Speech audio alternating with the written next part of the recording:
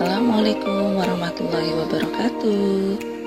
Halo adik-adik, gimana kabar kalian hari ini? Semoga kalian dalam kondisi semangat dan sehat ya. Oke, bertemu lagi dengan saya, Mbak Rahma. Hari ini kita akan belajar biologi, bab biologi sel untuk persiapan UTBK.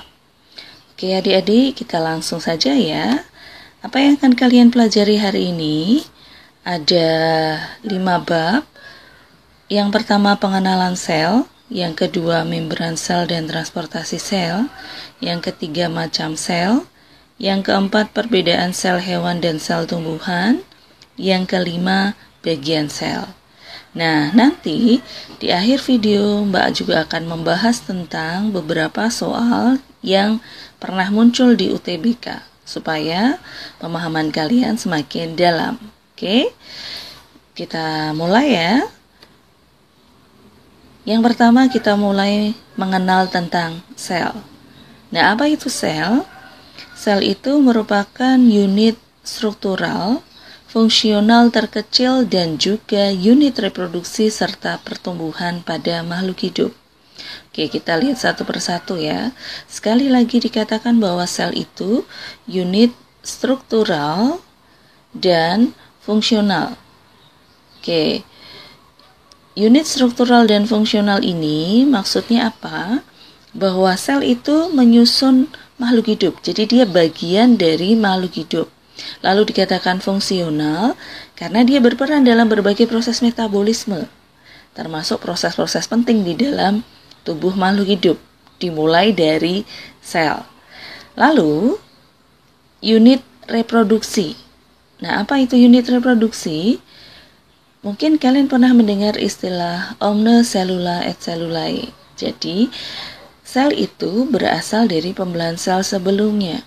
Artinya, ketika sel membelah, maka dia akan bertambah banyak, menghasilkan keturunan, sampai hasilnya nanti dia akan terlibat dalam proses pertumbuhan di dalam tubuh makhluk hidup. Nah, begitu ya. Selanjutnya, apa saja bagian dari sel? Bagian sel ada 2. Yang pertama bagian inklusio yang tidak berperan dalam proses metabolisme. Jadi inklusio ini dia punya fungsi sendiri tetapi tidak berkaitan dengan metabolisme. Seperti dinding sel, membran sel, dan vakuola. Lalu yang kedua adalah bagian dari protoplasma yang terlibat dalam proses metabolisme. Nah, protoplasma sendiri ada 2. Ada nukleoplasma dan sitoplasma. Lalu apa bedanya?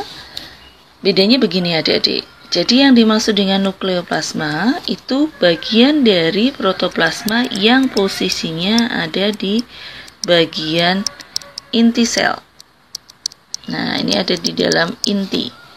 Lalu, kalau sitoplasma berarti dia bagian protoplasma yang ada di luar inti, gitu ya, di luar inti sel. Jadi intinya protoplasma itu ada 2. Di dalam inti sel disebut nukleoplasma, di luar inti sel disebut sitoplasma. Nah, organelnya di mana?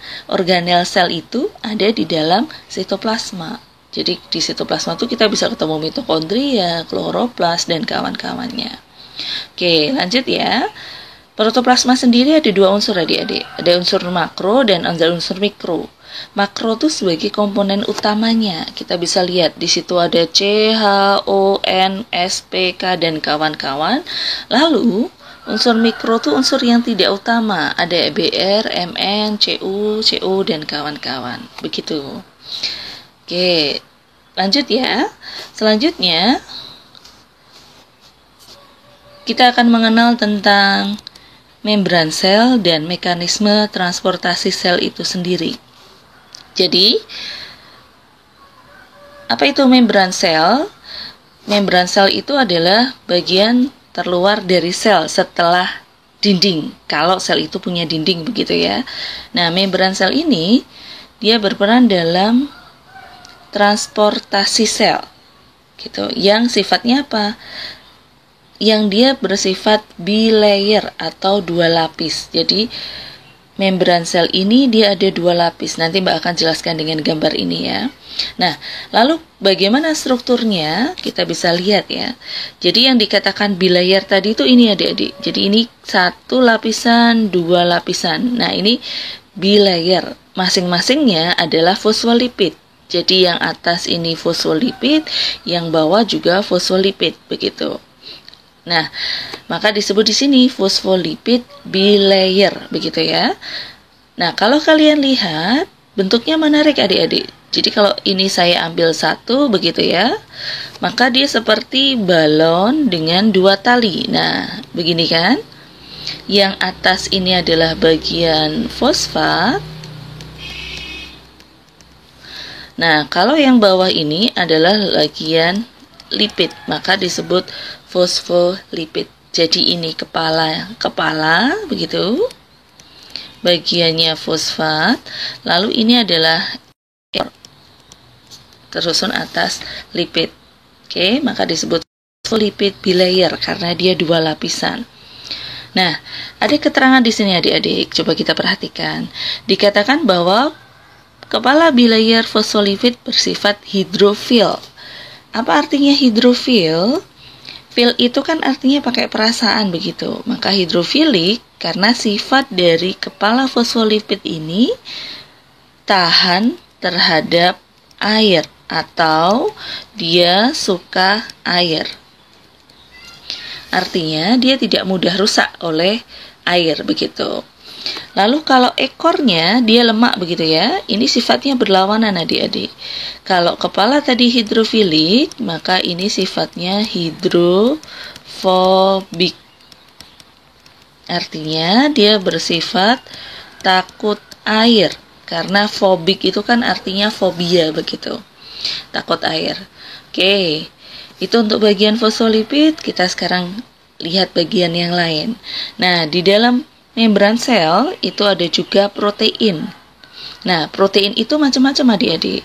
Ada protein yang ini, yang dia menempel atau bukan menempel tapi terbenam di antara 2 lapis fosfolipid. Ini namanya adalah protein integral atau kalau di sini dikatakan intrinsik gitu. Jadi kalau dia terbenam di dalam gini, ini ya. Nah, ini namanya protein integral. Oke. Sementara kalau protein itu hanya menempel seperti yang berwarna biru ini, namanya adalah protein ekstrinsik gitu ya. Ini ya, maaf ini ada salah ketik. Maksudnya ekstrinsik atau protein perifer begitu. Oke. Kita lanjut. Kemudian ada bagian lain. Bagian lainnya adalah rantai ini adik-adik. Coba kalian perhatikan. Nah, ini rantai glikogen. Nah, rantai glikogen ini tergantung posisinya. Kalau dia menempel pada bagian protein, maka namanya glikoprotein seperti ini. Kalau dia nempel pada lipid seperti ini, maka namanya glikolipid. Oke, begitu ya. Jadi kita ulangi. Membran sel bersifat bilayer, ada 2 lapisan fosfolipid bilayer, yang ini tadi, oke, fosfolipid bilayer. Lalu fosfolipid ini kalau dilepas dia ada 2 bagian, kepala yang bersifat hidrofil karena dia tersusun atas fosfat, lalu ekor yang bersifat hidrofobik karena dia tersusun atas lipid. Begitu. Lalu ada bagian protein. Kalau terbenam di antara 2 lapis fosfolipid, ini tadi namanya protein integral. Kalau sekedar menempel, namanya protein ekstrinsik. Lalu ada rantai glikogen yang ini tadi ya. Kalau nempel di protein, ini kan protein ya adik-adik, ini protein, maka namanya glikoprotein. Kalau nempel pada fosfolipid namanya glikolipid. Oke, kita lanjut adik-adik. Nah, ini penjelasan lebih lanjut ya. Kalau tadi dipakai gambar, ini keterangan lebih lanjut. Jadi, fosfolipid itu adalah komponen utama dari membran sel yang dia bersifat ambivalen. Oke, ambivalen itu maksudnya apa? Berlawanan adik-adik. Jadi kepalanya bersifat hidrofilik, ekornya bersifat hidrofobik. Lalu yang kedua, protein integral yang tadi terbenam di antara dua lapis fosfolipid. Lalu ada protein perifer atau protein tepi. Lalu ada glikogen yang menempel pada protein disebut glikoprotein atau menempel pada lipid disebut dengan glikolipid. Nah, dengan struktur yang seperti itu, maka membran sel ini terlibat dalam mekanisme transportasi sel. Karena memang sifat dia unik begitu ya. Jadi dia sebagai jalur transportasi sel. Nah, bagaimana mekanismenya? Ada 3. Yang pertama adalah difusi, yang artinya perpindahan zat terlarut. Oke, hati-hati adik-adik. Difusi itu perpindahan zat terlarut dari konsentrasi tinggi ke konsentrasi rendah atau dari hipertonis ke hipotonis. Contoh, kalau masih ingat alveolus, di alveolus itu kan ada difusi ya adik-adik, difusi antara O2 dengan CO2. Nah, itulah difusi ya. Difusi itu dari konsentrasinya yang tinggi ke rendah, tapi yang berpindah zat terlarut, bukan pelarutnya. Oke. Nah, kalau pelarut bagaimana? Kalau pelarut itu masuknya di osmosis. Jadi osmosis itu perpindahan pelarut atau air melalui membran semi-permeabel dari hipotonis ke hipertonis. Nah, apa yang dimaksud dengan semi-permeabel?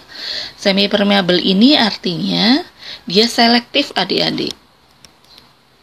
Jadi, membran sel itu kan tidak semua zat bisa lewat, jadi hanya bisa dilewati oleh molekul tertentu, maka dikatakan semi-permeabel. Dari mana? Dari hipotonis ke hipertonis. Oke. Kemudian, nah ini ada gambaran sedikit, kita lihat adik-adik. Ini osmosis ya. Jadi seumpama kita punya 2 sel hewan dan sel tumbuhan. Oke, jadi kalau ada 2 sel hewan dan sel tumbuhan, dalam mekanisme osmosis mereka akan menunjukkan proses yang berbeda. Misalnya kita lihat pada sel hewan dulu. Jadi ketika sel hewan diletakkan dalam larutan isotonik itu artinya konsentrasinya sama adik-adik. Jadi tidak ada hipo maupun tidak ada hiper, sama begitu ya. Misalkan sel hewan dimasukkan dalam air atau larutan yang sama sifatnya dengan sel hewan itu sendiri gitu ya. Maka kondisinya akan tetap normal. Jadi ada yang masuk H2O-nya, lalu ada juga yang keluar, itu namanya normal begitu ya. Nah, kalau di sel tumbuhan juga sama kasusnya seperti itu. Nah, lalu bagaimana kalau dia di larutan yang hipotonik? Misalkan sel hewan dimasukkan dalam larutan aqueous. Jadi ini di dalam aqueous. Ini ya, yang ini. Nah, ini dimasukkan dalam aqueous. Nah, aqueous itu kan sifatnya lebih encer adik-adik daripada sel hewan. Maka apa yang terjadi? Air dari aqueousnya itu akan masuk. Nah, ini kan gambarnya masuk begitu ya. Sehingga nanti lama-lama selnya akan mengalami lisis atau pecah. Seperti misalkan ya, eritrosit dimasukkan dalam aqueous. Nah, nanti air dalam aqueousnya akan masuk. Sehingga nanti lama-lama dia pecah seperti ini. Nih, namanya lisis gitu. Lalu kalau dia sel tumbuhan dimasukkan dalam aqueous gitu ya. Misalkan kalian motong kentang lalu dimasukkan aqueous, maka airnya juga akan masuk, tetapi dia tidak lisis adik-adik. Tidak lisis ya, hanya mengalami turgid atau bengkak. Nah, kenapa tidak lisis? Karena di sini dia ada dinding sel. Nah, ini plus Nanti kita akan bahas lebih lanjut bagian ini ya. Ada dinding sel yang itu tidak ada di sel hewan, sehingga dia hanya mengalami bengkak saja, karena dinding sel itu menahan supaya tidak pecah pada sel tumbuhan. Lalu kalau dimasukkan di larutan hipertonik, misalkan di dalam larutan garam, dengan konsentrasi yang tinggi begitu, misalkan 20%. Nah, yang terjadi, cairan sel, kalau ini pada sel hewan ya, dan tentu sel tumbuhan juga nanti kita bahas, dalam sel hewan, cairan selnya akan keluar adik-adik. Jadi dia akan keluar. Nah, akibatnya selnya nanti mengkerut. Tetapi, kalau misalkan pada sel tumbuhan, ketika cairan selnya keluar, ketika dia dimasukkan dalam larutan yang hipertonik tadi ya, seperti larutan garam, maka dia hanya mengalami plasmolisis. Jadi bukan mengkerut, tetapi sitoplasmanya di sini, nih penggambarannya ini ya, ini sitoplasmanya berkurang. Jadi ini sitoplasmanya berkurang, maka dikatakan plasmolisis. Jadi kalau dalam larutan hipertonik, pada sel hewan akan terjadi proses pengkerutan sel, tetapi kalau pada sel tumbuhan dia akan mengalami plasmolisis. Nah, begitu. Kita lanjut. Yang ketiga adalah transport aktif adik-adik. Nah, transport aktif ini adalah transport yang memerlukan ATP untuk melewati membran sel. Dengan cara bagaimana? Melawan gradien konsentrasi.